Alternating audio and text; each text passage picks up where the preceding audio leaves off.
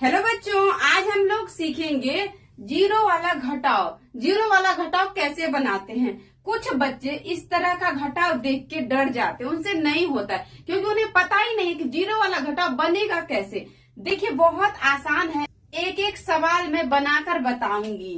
तो जब भी हम घटाते हैं तो हमेशा बड़ा में से छोटा अंक को घटाते हैं, लेकिन यहाँ पे क्या है, जीरो है। तो जीरो में से 4 घटेगा? नहीं घटेगा। तो क्या करेंगे हम, फिर देखिए बगल वाले से 1 लेंगे, इसके पास भी कुछ नहीं, यह भी जीरो है। तो हम क्या करेंगे, फिर यह जाएगा अपने पड़ोसी के पास, फिर ये इससे 1 लेगा। तो अब देखिए बच्चे क्या करते हैं, डायरेक्ट यहाँ से इसको 1 दे देते हैं। ये तरीका गलत है। ये क्या है, ये यहाँ से डायरेक्ट इसे नहीं देना है। यह क्या करेगा, पहले ये अपने पड़ोसी को देगा। तो 1 दहाई 10 होता है, यानी कि यह 1 रुपया देगा, इसके पास जादू से 10 रुपया बन जाएगा। क्या बन जाएगा, 10 रुपया। तो यह 1 दिया इसको, यह दिया 1 इसको, तो यह बन गया 10। ये कितना बन गया, ये बन गया 10।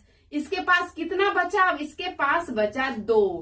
अब देखिए यह 10 में से ये अपने पड़ोसी को देगा 1, फिर 1 दहाई 10 होता है, तो यह बन जाएगा 10।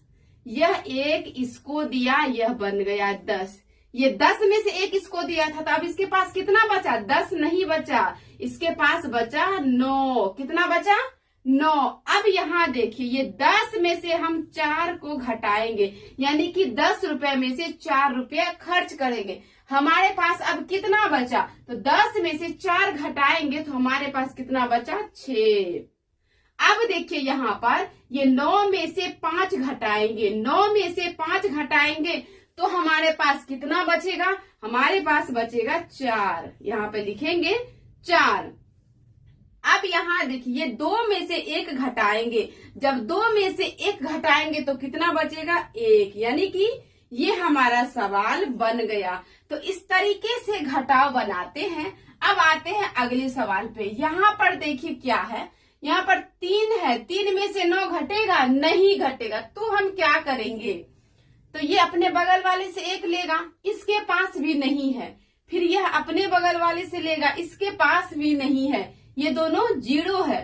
तब ये क्या करेगा, ये 4 से लेगा, लेकिन 4 किसको देगा, 1 रुपया मान के चलिए 4 से लेते हैं, तो 4 किसे देगा, पहले अपने पड़ोसी को देगा।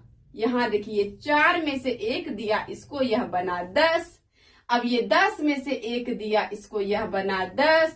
फिर ये 10 में से 1 दिया इसको, यह बन गया 13। कितना बन गया, 13। ये आपको लिखना नहीं है, मैं समझाने के लिए लिख रही हूँ। आपको इस तरीके से लिखना नहीं है, समझना है, याद रखना है। अब देखिए यह 1 दहाई 10 होता है, तो 3 तो पहले से ही था, तो इसलिए ये कितना बन गया, 13। यदि 5 रहता तो ये बन जाता 15, 6 रहता तो बन जाता 16।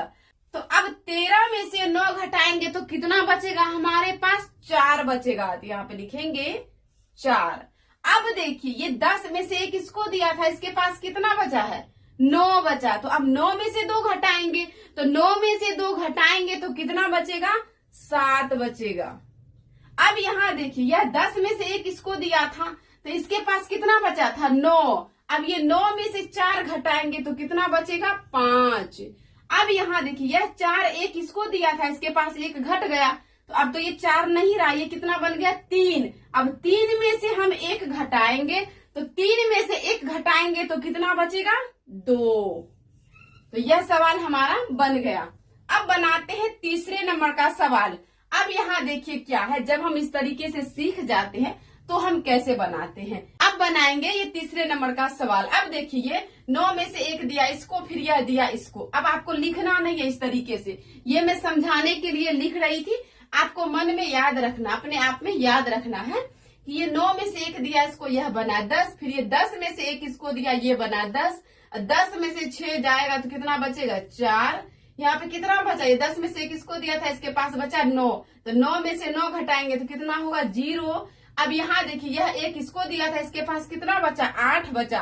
तो 8 में से 5 घटाएंगे तो कितना बचेगा, 3। तो यह भी सवाल हमारा बन गया। तो इस तरीके से जीरो वाला घटाव बनाते हैं। बहुत बच्चे से जीरो वाला घटाव एक बार में सही नहीं बनता है।